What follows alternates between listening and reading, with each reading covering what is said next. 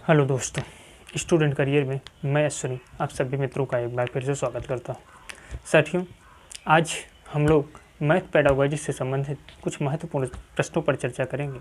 यह क्लास जो है मित्रों, वह आपके 1 से 2 प्रश्न जो है वो फिक्स कर देगी, क्योंकि आज हम जिस विषय वस्तु पर चर्चा करने चल रहे हैं वह है गणित का मूल्यांकन। गणित के मूल्यांकन में कुछ PYQs हैं जिस पर हम चर्चा करेंगे। मित्रों, PYQs हमें यह बताते हैं कि हमारे एग्ज़ाम में क्वेश्चंस के पूछने का स्टैंडर्ड क्या है, अब तक कैसे क्वेश्चंस बने हैं, हम उसी को एक आधार मान करके अपनी तैयारी को आगे बढ़ाते हैं। मित्रों, आइए हम इन महत्वपूर्ण प्रश्नों पर चर्चा करते हैं जो कि आपकी परीक्षा के दृष्टिकोण से अति महत्वपूर्ण हैं। साथियों, पहले प्रश्न की बात करें तो प्रश्न दिया गया है कि विकास 56 विद्यार्थियों की कक्षा को गणित पढ़ाता है, यानी विकास जो है वो एक टीचर है, ठीक। उसका यह विश्वास है कि यदि परीक्षा के तुरंत बाद प्रतिपुष्टि यानी फीडबैक दी जाए तो वह प्रभावी होती है। वह 10 अंकों की एक छोटी कक्षा परीक्षा का आयोजन करता है। प्रभावी तरीके से प्रतिपुष्टि या फीडबैक देने का सबसे अच्छा तरीका कौन सा होता है? साथियों, ये प्रश्न फीडबैक से संबंधित है। टीचर का जो तरीका है उसने यहाँ प्रश्न में बता रखा है। उसके बाद प्रश्न पूछा गया है कि कौन सा तरीका सबसे अच्छा होगा, वह उस तरीके की बात वो आपसे प्रश्न पूछा गया। तो आइए एक एक ऑप्शन को देख लेते हैं कि फीडबैक लेने का कौन सा तरीका सबसे अच्छा हो सकता है ना। तो पहला ऑप्शन है कि ध्यान दीजिएगा, पहले ऑप्शन की बात करें तो है कि वह पूरी कक्षा के लिए चर्चा का आयोजन कर सकता है कि वे किन तरीकों से अपने उत्तरों पर पहुँचें और सही उत्तर पर पहुँचने की प्रभावी युक्ति कौन सी है। ठीक, आइए नेक्स्ट ऑप्शन को देख लेते हैं। वह यादृच्छिक रूप से किसी भी एक कॉपी का चयन करे। यादृच्छिक रूप से मतलब अपने मन से, ठीक है ना, सेल्फ डिजायर पर, ठीक है, चयन करे और बोर्ड की सहायता से उस कॉपी में उत्तर प्राप्त करने की विधि पर चर्चा करें। चलिए नेक्स्ट ऑप्शन को देख लेते हैं। नेक्स्ट की बात करें तो वह विद्यार्थियों को एक दूसरे के उत्तरों की जांच करने दे। चलिए ठीक, आगे देखते हैं। आगे है कि वह प्रत्येक सवाल के हल को बोर्ड पर समझाए और विद्यार्थियों से कहे कि वे स्वयं अपने उत्तरों की जांच करें। मित्रों, अगर फीडबैक लेना है आपको, आप किसी भी विषय वस्तु को बच्चों को बता रहे हैं, पढ़ा रहे हैं, तो ऐसी स्थिति में अगर आपको फीडबैक चाहिए कि आपने उसे जो बताया, बच्चों को जो आपने पढ़ाया, क्या वो चीज़ें उसे समझ पाई, आपकी टीचिंग स्किल जो है वो प्रभावी है, टीचिंग स्टाइल, इन सब के लिए आपको क्या करना होगा कि आप सबसे पहले ब्लैक बोर्ड, व्हाइट बोर्ड, जिस पर भी आप बच्चों को पढ़ाते हैं उसे आप विषय वस्तु को समझा दें। मान लीजिए आप मैथ्स पढ़ा रहे हैं, एक एग्जाम्पल के माध्यम से समझने का प्रयास करते हैं। हम लोग मैथ्स पढ़ा रहे हैं, आप क्वेश्चन सॉल्व करवा दिए। उसके बाद आप क्या करिए कि जो क्वेश्चन सॉल्व आपने करवाया, बच्चों से कहिए कि ये जो उत्तर आया है इसकी आप लोग जांच कीजिए। इससे क्या होगा कि उत्तर जांच की प्रक्रिया में बच्चा जो होगा वो सक्रिय होगा और आप ये जान पाएंगे कि आपके द्वारा बताई गई विषय वस्तु को बच्चा कितना ऑब्जर्व कर पाया। ठीक है ना। तो आप उम्मीद करते हैं कि एक्सप्लेनेशन से आप अपने उत्तर तक पहुंच चुके होंगे। ऑप्शन नंबर 4 जो है मित्रों, यही बता रहा है कि पहले आप सवालों को हल कर बोर्ड पर समझाएं और विद्यार्थियों से कहें कि वे स्वयं अपने उत्तर की जाँच करें। जब वो स्वयं अपने उत्तर की जाँच करेंगे और उत्तर को प्राप्त कर लेंगे तो यह प्रूव हो जाएगा कि आपके द्वारा जो शिक्षण कराया गया है, आपने जो बच्चों को पढ़ाया है, आपकी टीचिंग स्टाइल, आपके पढ़ाने का तरीका जो है वो अच्छा रहा, बच्चे विषय वस्तु को समझ पाए। ठीक है ना। तो इस प्रश्न के सही उत्तर की बात करें तो ऑप्शन नंबर 4 जो है मित्रों, यही आपके प्रश्न का सही जवाब बन जाता है। आ जाइए नेक्स्ट क्वेश्चन पर चलते हैं और बात करते हैं क्वेश्चन नंबर, एक सीरीज है मित्रों, तो इसलिए क्वेश्चन नंबर 2 है, लेकिन यहाँ 22वें नंबर के, तो उस पर विशेष ध्यान ना दीजिएगा, बल्कि आप केवल सीक्वेंस को देखिए। कह रहा है कि मूल्यांकन किया जाता है, 2011 में पूछा गया था बीटेट में, ठीक है ना।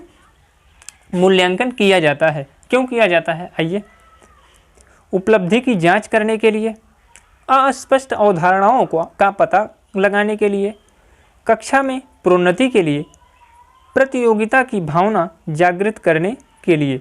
मित्रों, आप चीज़ों को देख लिए, ठीक है ना। मूल्यांकन क्यों करते हैं?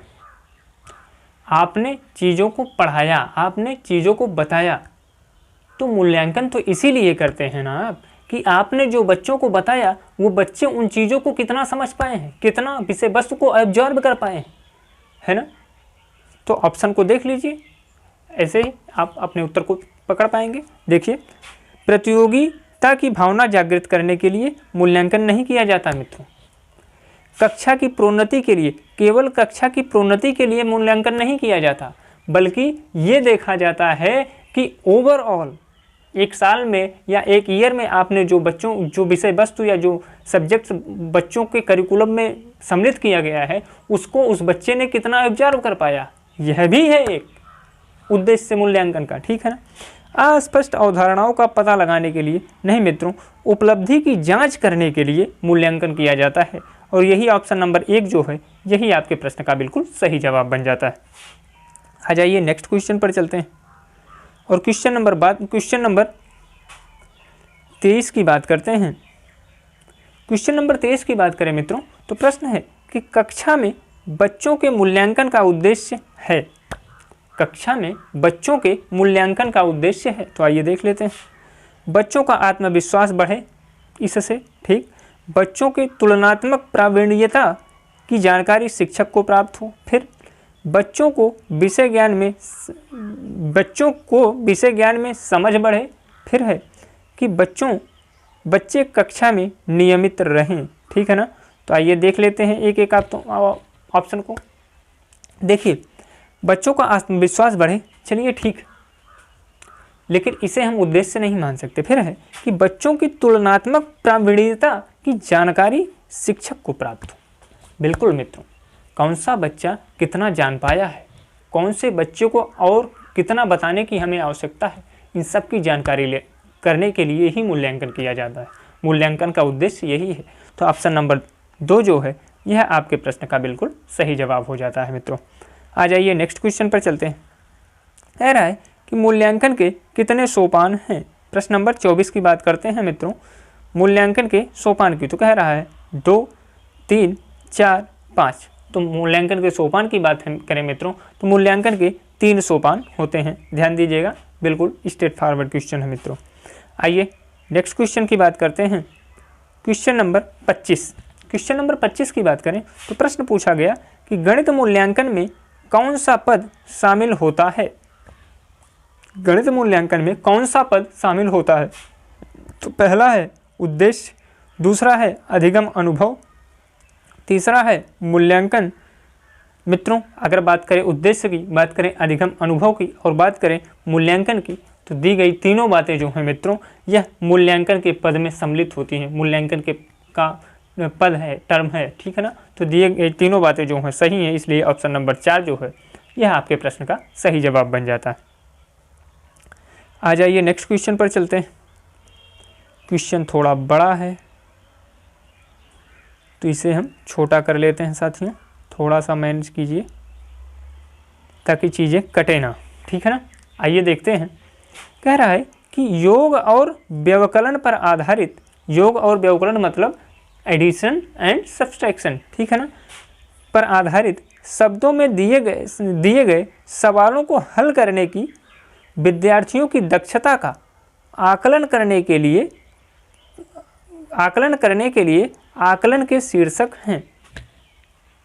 मतलब योग और आपको व्यवकलन जो है वो पर आधारित जो शब्दों में दिए गए सवाल को हल करने के लिए विद्यार्थियों का कौन सा आकलन जो है वो सबसे प्रभावी होगा, वही प्रश्न बना हुआ है। तो आइए देख लेते हैं एक एक को, ठीक है ना।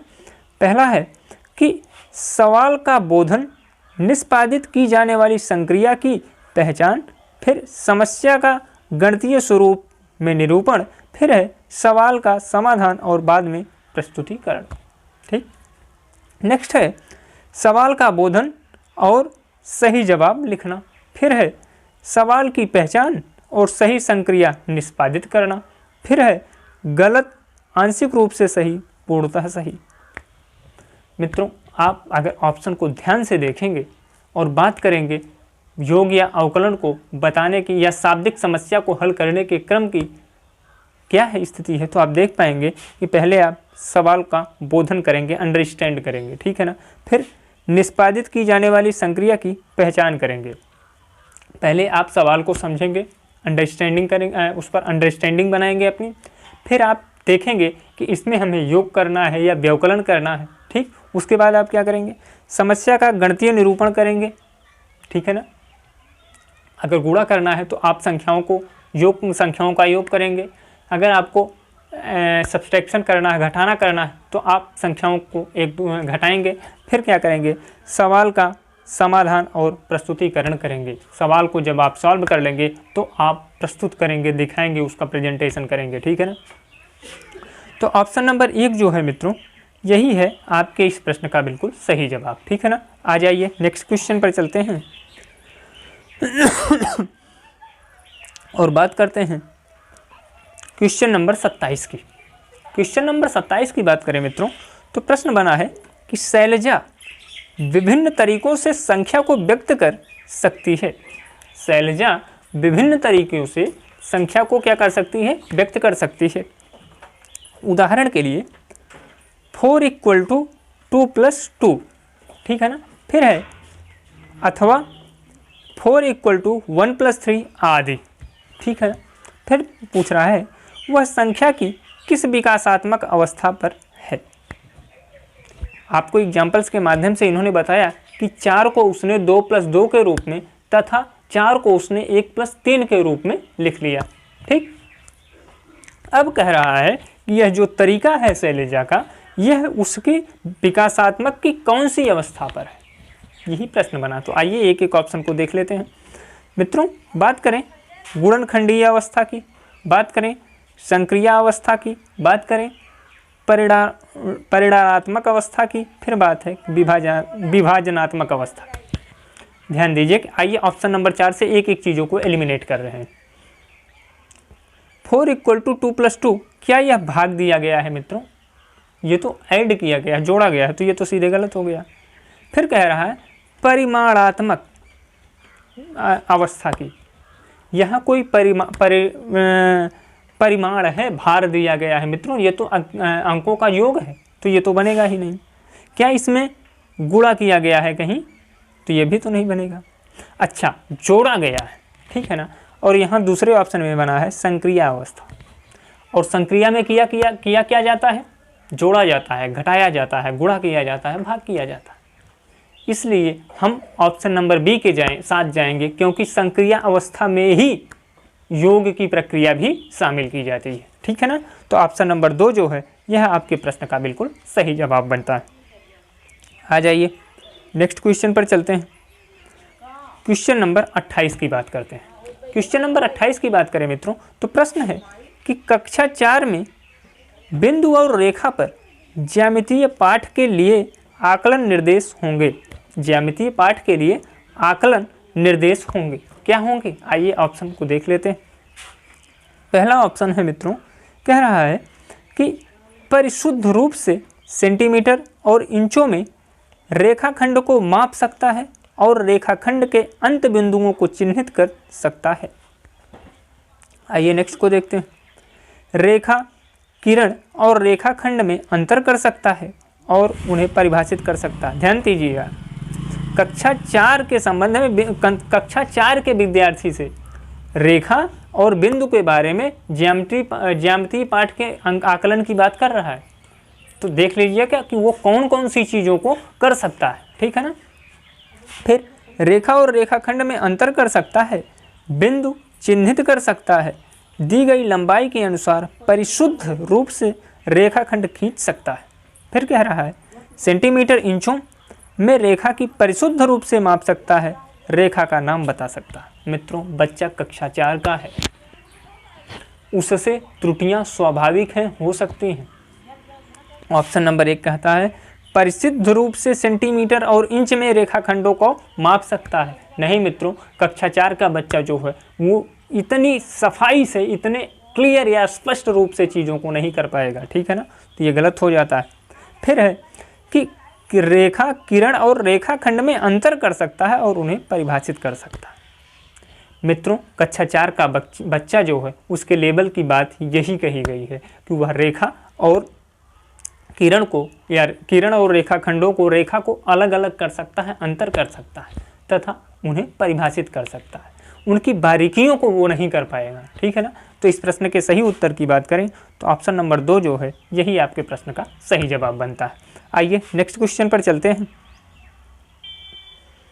क्वेश्चन नंबर 29 की बात करते हैं मित्रों। क्वेश्चन नंबर 29 की बात करें तो कह रहा है कि उच्च क्रमिक चिंतन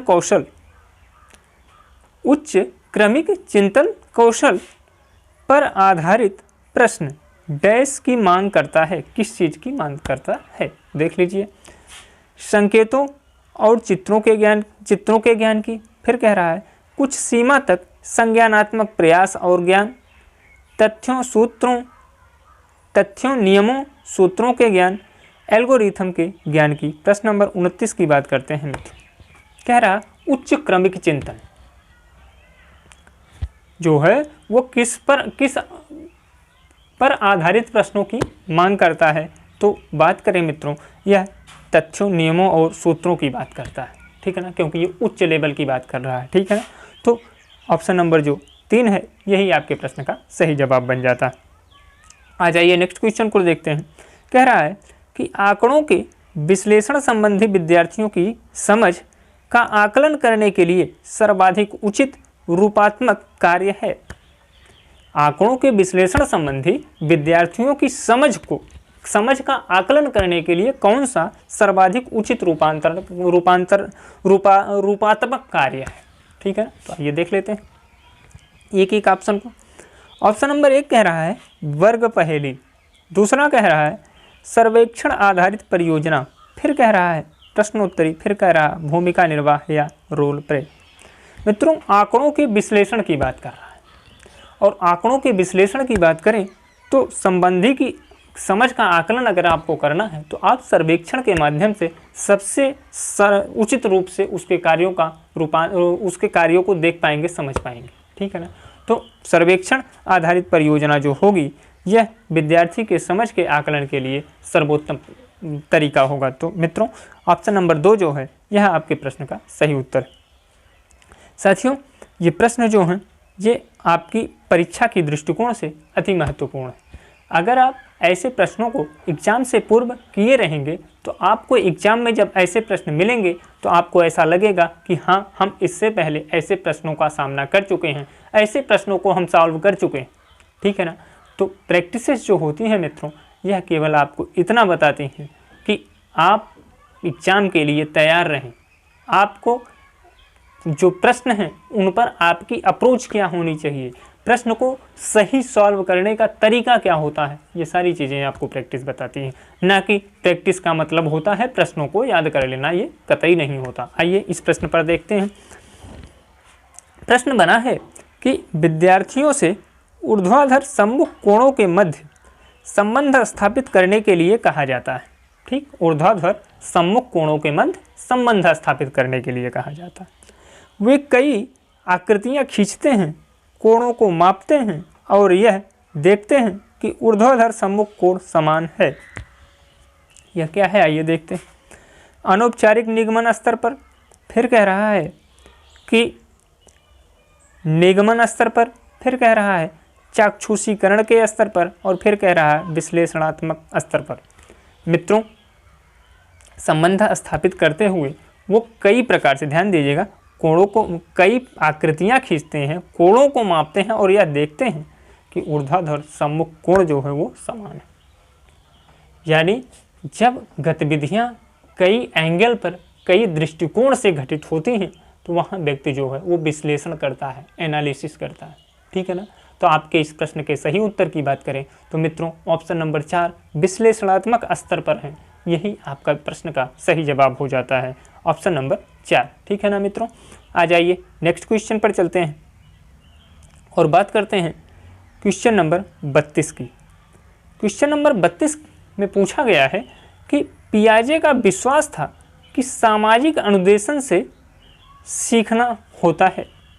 पियाजे का विश्वास था कि सामाजिक अनुदेशन से सीखना होता है और गणित का एक शिक्षक पियाजे के सिद्धांत में विश्वास करते हुए, आइए प्रश्न ऑप्शन देखते हैं, विभेदित अनुदेशन का प्रयोग करता है। फिर कह रहा है चाक और टॉक पद्धति का प्रयोग करता है। फिर कह रहा है कि ध्यान दीजिएगा, कक्षा में बहुत सारे हस्त परिचालकों यानी मैनिपुला टाइप्स का प्रयोगशाला गतिविधियों का प्रयोग करेगा। फिर कह रहे हैं कि सामूहिक परियोजना और सामूहिक परिचर्चा का प्रयोग करेगा। ध्यान दीजिएगा, प्रश्न पर वापस आते हैं। कह रहा है सामाजिक अनुदेशन सीखना होता है। अगर बात सामाजिक अनुदेशन की है तो यहाँ अलग अलग विभेदित अनुदेशन का प्रयोग करेंगे, आप अलग अलग नहीं करेंगे। चाक और टाक पद्धति का प्रयोग करेंगे, मतलब आप लिख देंगे और बातें कर देंगे, तो ये तो केवल आपने ही किया। सामाजिक का मतलब होता है कि इंटरेक्शन होना चाहिए, एक दूसरे से बातचीत होनी चाहिए, ठीक है ना। फिर कह रहा है हस्तपरिकों का प्रयोग गतिविधियों का प्रयोग करेगा। नहीं मित्रों, बहुत सारी हस्त परिचारकों के प्रयोग से सामाजिक गतिविधियां नहीं घटित होंगी, ठीक है ना। अच्छा, चौथा है कि सामूहिक परियोजना और सामूहिक परिचर्चा का प्रयोग करेगा, क्योंकि जब वो सामूहिक परिचर्चा का प्रयोग करेगा तो आप देखेंगे कि प्रत्येक बच्चा जो है वो एक दूसरे से इंटरकनेक्ट कर पाएगा, और यही तो है सामूहिक अनुदेशन से सीखना, ठीक है ना। तो ऑप्शन नंबर 4 जो है यह आपके प्रश्न का सही जवाब बन जाता है। आ जाइए नेक्स्ट क्वेश्चन पर चलते हैं, और प्रश्न है साथियों, प्रश्न बड़ा है और जवाब जो है उसका बहुत छोटा सा है। केवल आपको प्रश्न समझना है बस, अभी आप आसानी से इस प्रश्न का जवाब दे लेंगे। मित्रों, 33वें प्रश्न की बात करें तो प्रश्न है कि निम्नलिखित कक्षा 3 की पाठ्यपुस्तक में से एक समस्या है। क्या समस्या है देखते हैं। निम्नलिखित समस्या को हल करने के लिए कौन सी गणितीय संक्रिया का प्रयोग किया जाएगा। अभी तक मित्रों केवल भूमिका बनाई गई है, अभी प्रश्न तक ही नहीं पहुंचे। हाँ, इतना पूछे हैं कि जो प्रश्न इन्होंने पूछा है उसमें कौन सी संक्रिया का प्रयोग किया जाएगा वही पूछा गया। आइए देखते हैं। एक दूध वाला 10 दिन में 1410 लीटर दूध बेचता है। वह एक दिन में कितने लीटर दूध बेचता है। ठीक, कह रहा है कि उपरोक्त सवाल में ब्लूम के संज्ञानात्मक क्षेत्र की किस दक्षता की ओर संकेत है। ब्लूम टैक्सोनॉमी से प्रश्न बना हुआ है मित्रों। इसने प्रश्न का एनालिसिस करवा दिया, एनालिसिस कर दिया कि 10 दिन में 1410 लीटर दूध जो है वो एक दूध वाला मिल्कमैन जो है वो बेचता है, ठीक है ना। एक दिन में कितने लीटर दूध हुआ बेचेगा, यही आपको निकालना है। यानी अगर ध्यान दीजिए 10 दिन में वो 1410 लीटर बेचता है तो एक दिन में आप क्या करेंगे, 1410 बटा में 10 यानी 0 कट जाएगा, आ जाएगा 141। ठीक, लेकिन ये तो आप संक्रिया कर लिए, यहाँ तक तो ये जो आपने अभी देखा है अपने मॉनिटर पर, ये तो संक्रिया हो गई, आपने डिवीजन के माध्यम से अपने उत्तर को निकाल लिया। लेकिन इससे पहले जो प्रश्न में कहा गया है मित्रों, वो प्रश्न का विश्लेषण किया गया है, ठीक है ना। ऑप्शन देख लीजिए, जिस ऑप्शन में विश्लेषण दिया गया है वही आपके प्रश्न का सही जवाब है। आइए एक एक को देख लेते हैं। पहला है संश्लेषण, फिर है ज्ञान, फिर है बोधन, और फिर ये देखिए मित्रों ऑप्शन नंबर 4 विश्लेषण यानी एनालिसिस जो है यही आपके प्रश्न का बिल्कुल सटीक सही जवाब बन जाता है। आ जाइए नेक्स्ट क्वेश्चन की ओर चलते हैं और बात करते हैं क्वेश्चन नंबर 4 की, 34 की। क्वेश्चन नंबर 34 है कि 1/3 के समतुल्य भिन्न लिखिए। 1/3 के समतुल्य भिन्न लिखिए। कक्षा 4 के शिक्षार्थियों से पूछा गया यह सवाल डैश की ओर संकेत करता है? 1/4 के समतुल्य भिन्न लिखिए। यह सवाल जो है एक कक्षा 4 के विद्यार्थी से पूछा गया। अब प्रश्न बना है कि यह जो सवाल है वह किसकी ओर संकेत करता है। एक एक ऑप्शन को आइए देख लेते हैं। ऑप्शन है पहला कि उच्च स्तरीय माग कार्य, क्योंकि संयोजन से बिना संक्रिया पर आधारित। फिर है कि निम्न स्तरीय माग कार्य, क्योंकि इसमें केवल प्रक्रमणकारी कौशलों की आवश्यकता होती है। फिर है कि निम्न स्तरीय माग कार्य, क्योंकि यह केवल रटने पर आधारित। फिर उच्च स्तरीय माग कार्य, क्योंकि यह संयोजन के साथ प्रक्रिया पर आधारित। ध्यान दीजिए, जहां बात रटने की हो उस ऑप्शन से तुरंत दूर हो जाइए। ठीक मित्रों, बात कक्षा 4 की है तो यह उच्च स्तरीय जो है वो हो ही नहीं सकता। ठीक, अब ध्यान दीजिए कि अगर बात करें 1/4 के समतुल्य भिन्न लिखिए, तो यह तो सीधे सीधे आपने प्रक्रम जो है जो आपको करना है उसके बारे में आपने क्या कर दिया है, स्पष्ट कर दिया है। ठीक है ना। जबकि अगर यह कक्षा 4 की बात है तो ये आप हमेशा ध्यान दीजिएगा कि यह निम्न स्तरीय कार्य माग कार्य होगा। ठीक है ना। और साथ ही साथ इसमें प्रक्रमणकारी कौशलों की आवश्यकता होती है। ठीक है ना। तो ऑप्शन नंबर 2 जो है यही आपके प्रश्न का सही जवाब हो जाता है। आ जाइए नेक्स्ट क्वेश्चन पर, और क्वेश्चन नंबर 35 की बात करते हैं मित्रों। क्वेश्चन नंबर 35 जो है इसमें पूछा गया है वेन हीले से सवाल। मित्रों, आप लोगों को मैं एक दिन किसी भी दिन वेन हीले थ्योरी को ही पढ़ा दूंगा, ताकि वेन हीले से बनने वाला जो कोई भी प्रश्न हो वो आपसे गलत ना हो। बहरहाल इस क्वेश्चन को देख लेते हैं, है ना। प्रश्न है साथियों कि वेन हीले के ज्यामितीय विचार के स्तर के अनुसार 5 स्तर चाक्षुषीकरण, विश्लेषण, अनौपचारिक निगमन, औपचारिक निगमन और दृढ़ता। ठीक है ना। ये जो हैं ये वेन हीले महोदय के जो हैं 5 ज्यामितीय विचार हैं जो 5 स्तर में इन्होंने दे रखे हैं। ठीक है ना। तो वो दिया गया। अच्छा, आगे देखते हैं। कक्षा 3 के एक बच्चे को छांटने के लिए कुछ बहुभुज दिए गए। वह भुजाओं की संख्याओं के आधार पर भुजाओं को वर्गीकृत करता है।